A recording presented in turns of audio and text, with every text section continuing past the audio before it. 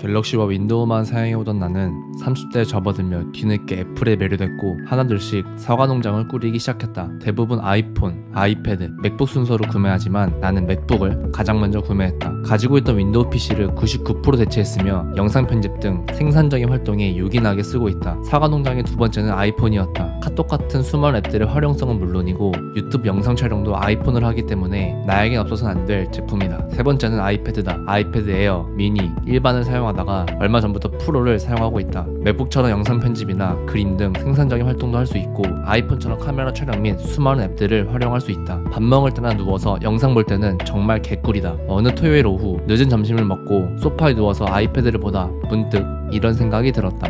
나 아이패드 잘 쓰고 있는 거 맞나? 리뷰는 핑계일 뿐. 안녕하세요, 리오남입니다. 이번 영상은 독백 느낌의 인트로를 시작해봤는데요. 썸네일과 제목에서 이미 아셨겠지만 아이패드를 잘 써먹을 수 있는 가장 쉬운 방법 중 하나인 홈화면 세팅에 대해서 말씀드려볼까 합니다. 아이패드 활용법에 관련된 꿀팁 등은 정말 많지만 오늘은 생산성과 갓생의 관점에서 풀어보겠습니다. 영상 후반부에는 추천 위젯도 몇 개 같이 말씀드릴 테니 영상 끝까지 봐주시면 감사하겠습니다.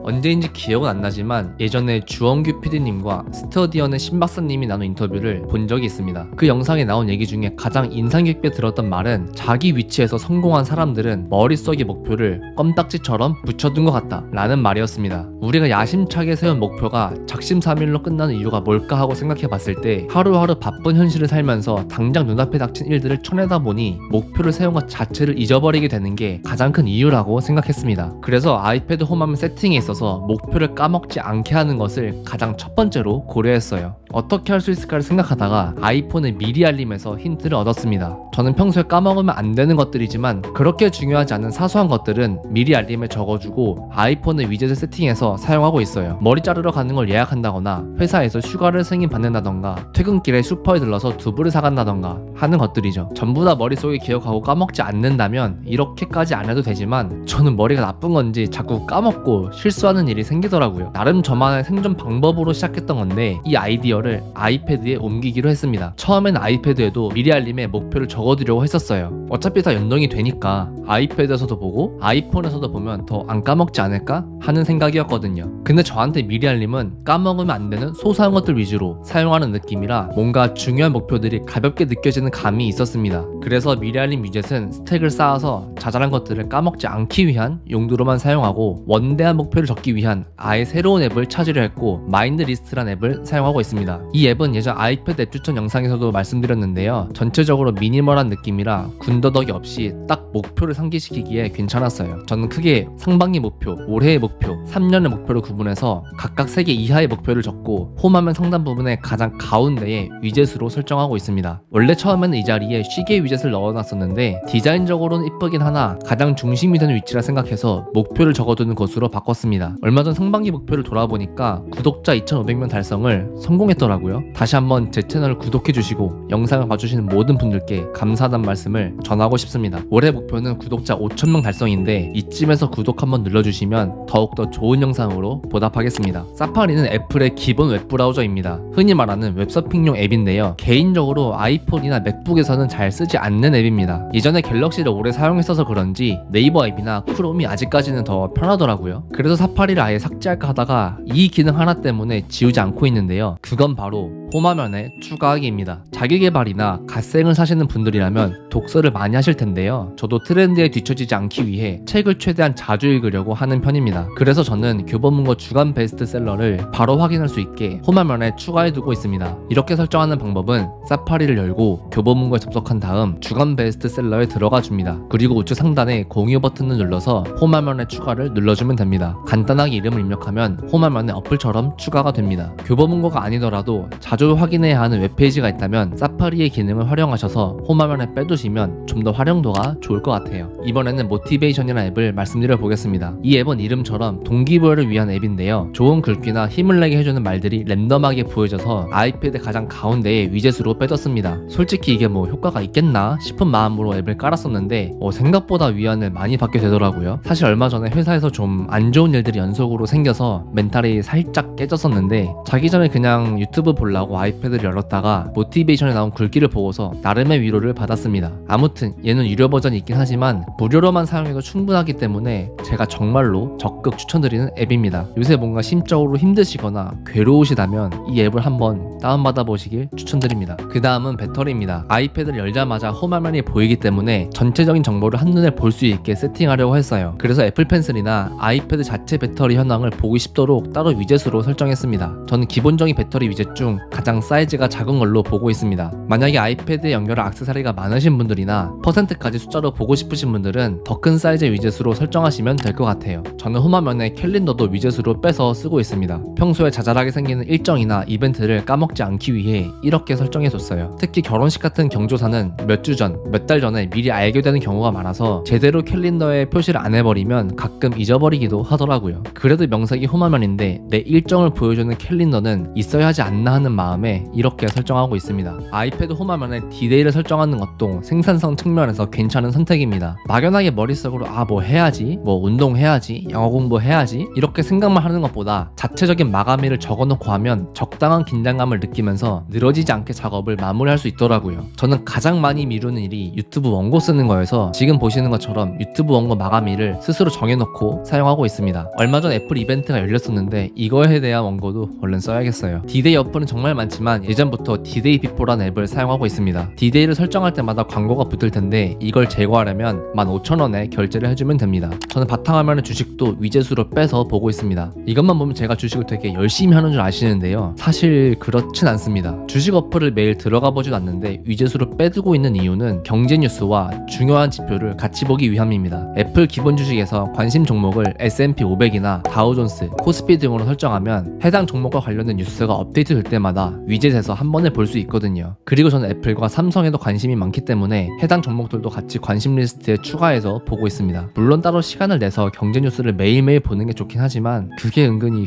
귀찮더라고요 저는. 근데 이렇게 위젯으로 빼두면 아이패드를 열 때마다 한 번씩 헤드라인이라도 보게 되니까 최소한 트렌드는 안 놓치게 됐습니다. 요즘에는 네이버나 구글로 검색하는 것보다 유튜브로 정보 검색을 하는 경우가 더 많은 것 같은데 저만 그러나요? 컨텐츠 제작 입장에선 영상이 글로 쓰는 것보다 더 손이 많이 가기 때문에 어쩔 수 없이 정보의 퀄리티에 더 신경을 쓸 수밖에 없는 것 같더라고요. 그래서 저는 원래 아이패드에 네이버 검색을 바로 할 수 있도록 위젯으로 뺐는데 작년부터는 유튜브 검색을 바로 할 수 있도록 위젯으로 설정했습니다. 그냥 유튜브 어플 추가하면 되는 거 아닌가? 하실 수도 있는데요. 아이패드에서 유튜브로 바로 들어가게 되면 초기 화면에 정말 많은 유혹적인 썸네일이 너무 많이 보이니까 자꾸 딴길로 새는 경우가 많았습니다. 그런데 검색으로 설정해두면 바로 검색 화면이 나오기 때문에 딴길로 빠지지 않고 필요한 정보를 바로바로 찾을 수 있다는 점에서 도움이 되었어요. 평소 유튜브로 정보를 많이 검색하시는 분들은 이 점 참고해주시면 좋을 것 같습니다. 노션을 전체적인 업무를 관리하는 용도나 개인 메모용으로 사용하시는 분들이 많을 거라고 생각합니다. 저는 어디에는 말 못할 나만의 일기장과 유튜브를 전반적으로 관리하는 데 사용하고 있는데요. 아무래도 가장 많이 사용하는 것은 리뷰남 관리이기 때문에 해당 페이지를 따로 홈화면에 빼뒀습니다. 아이패드로 이런저런 작업 등을 하다가 갑자기 영상 아이디어가 떠오르거나 원고를 수정할 일이 생기면 까먹지 않기 위해 바로바로 들어갈 수 있게 해놨어요. 노션이 아이패드, 아이폰, 맥북 다 동시에 연동이 되니까 원고 작성부터 그때 떠오르는 아이디어까지 놓치지 않을 수 있게 되더라고요. 다음에도 기회가 되면 자칭 갓생러 직장인의 노션 활용법도 소개해보도록 하겠습니다. 만약 이 영상을 보고 계신 분들 중에 나는 노션을 자주 쓴다 하시는 분들은 이렇게 위젯으로 빼두고 홈화면에 사용해보시기를 추천드립니다. 여기까지 하고 나면 아이패드 아래 가운데 부분에 공간이 조금 남게 되는데 여기에는 굿노트와 틱틱을 설정했습니다. 굿노트는 제 하루하루 시간을 어떻게 보내는지 보기 위해서 다이어리 용도로 쓰고 있고 틱틱은 자주 들어가진 않지만 내가 요즘 잘하고 있나? 우선순위 놓친 거 없나 싶을 때 아이젠하워 매트릭스를 보면서 한 번씩 정리하기 위해 사용하고 있습니다. 여기까지 제가 사용하고 있는 홈화면 세팅에 대해 전부 말씀드렸는데요. 도움이 좀 되셨나요? 다른 분들은 막 손글씨로 메모한 것도 추가하고 그러는데 저는 손재주가 없어서 최대한 깔끔한 느낌이 나면서 자기 개발을 최적화된 화면을 세팅하고자 했습니다. 그럼 이제부터 홈화면에 두고 있진 않지만 많은 분들께 추천드리고 싶은 위젯, 제가 별도로 사용하는 위젯들에 대해서 말씀드려보도록 하겠습니다. 런처는 아이패드 사용하는 분들 사이에선 굉장히 유명한 앱입니다. 이게 좋은 이유가 앱들은 물론이고 웹사이트까지도 간단하게 바로 가기로 만들어서 위젯으로 설정할 수가 있어요. 그리고 같은 공간이라면 기본 홈화면에 추가하는 것보다 더 많은 아이콘들을 위치시킬 수 있습니다. 앱을 실행하면 위젯 사이즈별로 각각 설정할 수 있고 사이즈에 2개 이상의 런처를 세팅하려면 유료 결제가 필요합니다. 대형 사이즈에서 간단하게 설정하는 걸 보여드릴게요. 먼저 위젯 이름을 적어주시고 신규 추가로 런처를 만들어주면 됩니다. 여러가지 런처 종류가 있는데 저는 앱런처와 웹런처 두 가지를 많이 사용했어요. 앱런처를 눌러보면 아이패드에서 제공하는 앱들과 저전력 모드 켜기, 끄기 같은 기본 기능들도 추가를 할 수 있습니다. 만약에 내가 설치한 앱이 여기에 바로 보이지 않는다면 맨 아래 모든 실행 가능한 앱에서 검색을 해서 추가할 수 있습니다. 우선 예시로 네이버에 있는 앱들을 추가해 보겠습니다. 그리고 웹런처는 북마크라고 생각하면 편한데요. 내가 자주 참고하는 사이트 등을 설정하면 됩니다. 저 같은 경우에는 책을 좋아해서 알라딘 온라인 중고 링크와 교보문고를, 그리고 애플 제품도 좋아하니까 애플 공홈도 추가해 줄게요. 다시 아이패드 화면으로 나와서 위젯 추가에 런처를 검색하고 대형 사이즈 위젯을 골라줍니다. 맨 처음에는 아무것도 안 나올 텐데요. 위젯을 꾹 누르고 위젯 편집에서 내가 설정해준 위젯을 골라주면 아까 설정한 런처들이 나오게 됩니다. 그럼 이제 여기서 원하는 앱들을 클릭해서 바로 사용하면 되는데요. 한 가지 주의할 점이 있습니다. 아까 앱 런처를 추가할 때 네이버를 검색해서 주르르 추가를 했잖아요. 근데 여기서 추가한 앱이 내 아이패드에 설치되어 있지 않다면 당연히 해당 런처를 사용할 수 없습니다. 런처는 그냥 검색되는 모든 앱을 보여주는 거지 내 아이패드에 설치한 앱을 보여주는 건 아니거든요. 제 아이패드는 팝하고가 깔려있지 않아서 아마 이걸 눌러보면 역시나 실행이 안 되네요. 금방 팝하고를 다운받아 보겠습니다. 팝하고를 설치한 다음에 다시 런처를 클릭하면 실행이 잘 되네요. 이런 식으로 런처를 사용할 땐 해당 앱이 내 아이패드에 설치가 되어 있는지를 꼭 확인하시길 바랍니다. 아이패드에서 다양한 앱들을 동시에 사용하시거나 한정된 공간 안에 여러 앱들이나 웹사이트를 추가해서 한눈에 보고 싶으신 분들께는 정말 추천드리는 위젯입니다.